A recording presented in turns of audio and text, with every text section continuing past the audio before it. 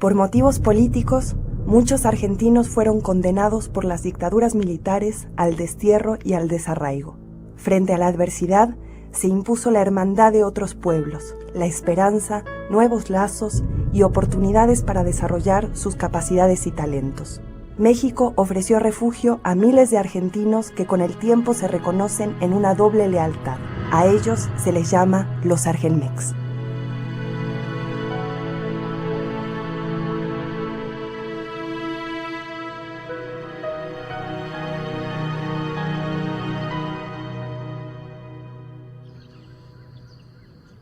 Ser Argenmex es un oficio difícil, porque es participar de dos culturas muy diferentes, descubrir una visión más amplia.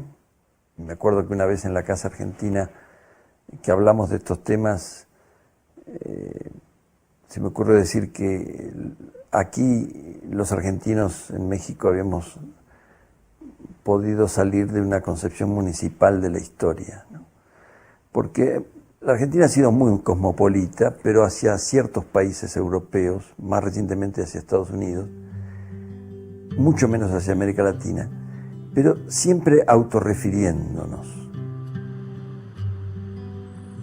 Llegué a México el 20 de agosto de 1976, al mes y medio vino mi esposa con una hijita que acabábamos de adoptar, Teresa, y fue difícil el comienzo en el sentido de ubicarnos en un país que desconocíamos, que nos fascinaba, pero que presentaba dificultades de adaptación muy distinto de la Argentina, y donde se nos ofreció rápidamente oportunidades de trabajo muy buenas, tanto a mí como a mi esposa, y esto nos ha permitido un desarrollo profesional y de reubicación de vida muy importante. Me invitaron a dar 2 conferencias en la UNAM y al final de una de las conferencias vinieron 2 jóvenes estudiantes a decirme que querían llevarme como profesor de tiempo completo a la Universidad de Michoacán en Morelia. Yo le dije que no conocía la universidad ni Michoacán, y por qué no me invitaban a dar una conferencia y conversábamos ahí.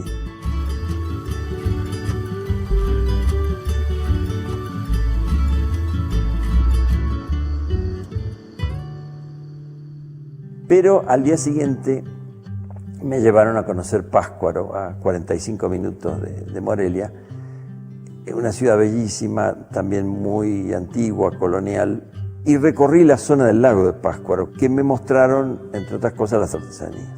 Y yo ahí decidí que iba a ir a Michoacán, pero como investigador. Después entré en la Escuela Nacional de Antropología e Historia, a través de un concurso como profesor, y viajé muchísimas veces, 11 periodos de trabajo de campo con alumnos en Michoacán.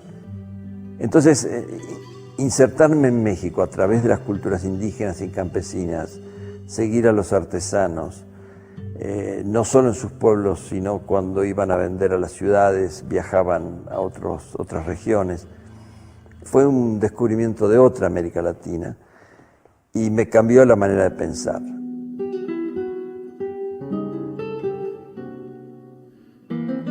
La Plata era una ciudad de unos 500.000 habitantes, predominantemente de empleados públicos como capital de la provincia de Buenos Aires, comerciantes y muchos estudiantes.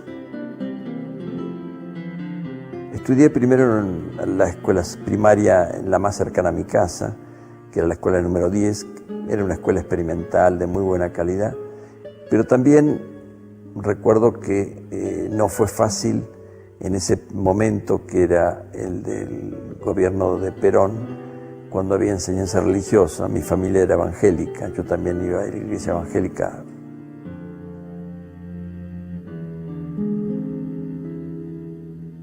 Cuando yo estaba en la Universidad de La Plata, había 50.000 estudiantes universitarios, más muchos de secundaria, entonces había un público cultural muy significativo que justificaba una actividad teatral, musical, cinematográfica notable. Yo ya trabajaba en tribunales en ese momento, donde también trabajaba mi padre, aunque en otro lugar. En parte empecé a estudiar Derecho porque mi padre pensaba que con filosofía me iba a morir de hambre, pero al segundo código que tuve que estudiar me convencí de que mis calificaciones nunca iban a ser buenas en Derecho. Tenía 9, 10 en filosofía y la mitad con dificultades en las materias jurídicas.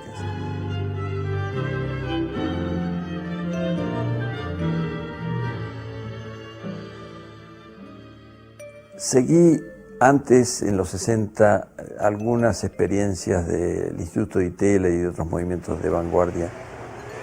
Seguía a cierta distancia lo que iba sucediendo en revistas como Primera Plana, en diarios como La Opinión.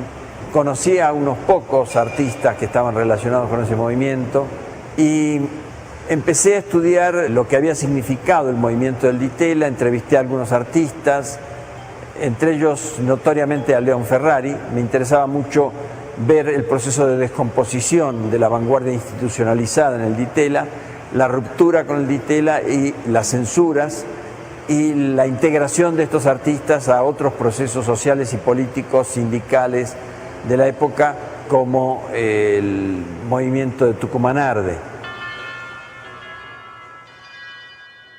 Después, en los 70, en el CAIC, incluso di 2 cursos sobre arte contemporáneo en el Centro de Arte y Comunicación, el CAIC. Pero mi estudio de ese periodo, de los años 60, que dio lugar a un libro después de análisis sociológico, en el que traté de relacionar las vanguardias artísticas con el desarrollismo económico, o sea, 2 procesos de modernización de la Argentina. Pero mi estudio fue principalmente dirigido a lo que había ocurrido en artes visuales.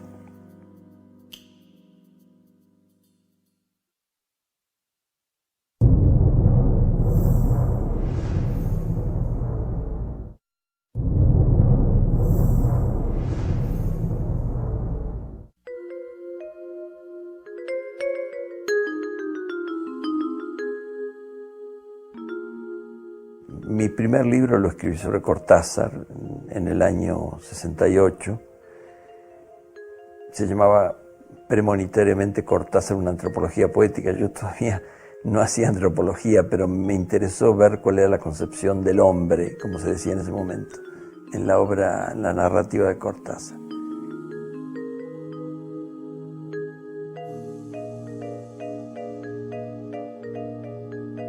Tuve un director de tesis excepcional, Paul Ricoeur, uno de los mayores filósofos contemporáneos, que no tuvo nunca un sistema filosófico propio, como podemos decir de Habermas o de Foucault, pero era un gran interconectador de tendencias contemporáneas. De hecho, yo mi tesis de doctorado la hice sobre Merleau-Ponty y me interesó la obra de Merleau porque precisamente relacionaba la filosofía mucho con las ciencias sociales y con la política de su época. Para mí fue fascinante seguir la lectura de la filosofía francesa de esa época en relación con las ciencias sociales, con el estructuralismo, con el marxismo, y en ese sentido la asesoría de Ricoeur fue iluminadora, sus seminarios y también su atención personal. No era fácil encontrar un gran filósofo francés que supiera que era el peronismo, que le interesara, que me preguntara sobre la Argentina, y que por supuesto que acompañaba el espíritu post-68 en Francia. Fui muchos años, en distintos periodos, a Morelia y a la zona del lago de Pátzcuaro, donde hay algunas de las principales comunidades productoras de artesanía y algunas de las fiestas más significativas de muertos que se hacen en México y que ya en esa época, a fines de los años 70, se habían convertido en un atractivo turístico. Y viendo qué les ocurría, qué pensaban, cómo modificaban incluso sus artesanías para complacer a sectores urbanos que después iban a tomar un telar un tejido o una máscara ceremonial y las iban a colocar en sus departamentos modernos como objeto decorativo. Me pareció que en ese desplazamiento de la artesanía de las comunidades indígenas al consumo urbano o turístico había una explicación interesante sobre lo que ocurría con los productos populares en el desarrollo capitalista moderno. Lo que después en un libro más tardío, retomando esa experiencia de Michoacán, llamé culturas híbridas, culturas que son y siguen siendo originarias de esos pueblos, pero se van modificando en el intercambio con la modernidad, con el turismo, con el desarrollo capitalista, y van aprendiendo a reelaborar sus propias culturas para lograr vender sus productos, ser escuchados por las autoridades locales y nacionales, tratar con los medios de comunicación. El bicentenario de la Revolución Francesa, a Mercedes Iturbe, que era la directora del Centro Cultural de México en París, se le ocurrió hacer una exposición en ese centro, encargándoles a los artesanos de Ocumicho que dieran su visión sobre las escenas clave de la Revolución Francesa. Les llevó reproducciones de obras de Delacroix, de otros grandes artistas, y los artesanos crearon una serie de obras en barro, eran alfareros, que mostraban la toma de la Bastilla, la guillotina, en fin, su propio relato de la Revolución Francesa. Esto muestra cómo los artesanos tienen una capacidad de adaptación y de inserción en la cultura contemporánea, y a veces son los menos interesados en conservar intacta su cultura original. Ellos saben que una manera de defenderla es vincularse, dialogar con las culturas contemporáneas. En el año 2002 había una feria de artesanías de todo el estado, y la obra que había obtenido el tercer lugar era de una artesana, era esta, que representaba a pocos meses del 11 de septiembre del 2001 las Torres Gemelas, con la muerte más alta que las torres, la bandera media asta, ya Bin Laden apresado en la silla eléctrica, 2 guardias y las 2 tumbas de Estados Unidos y de México, que tienen un significado especial además porque de los 16 mexicanos muertos en las torres, 4 eran de Michoacán.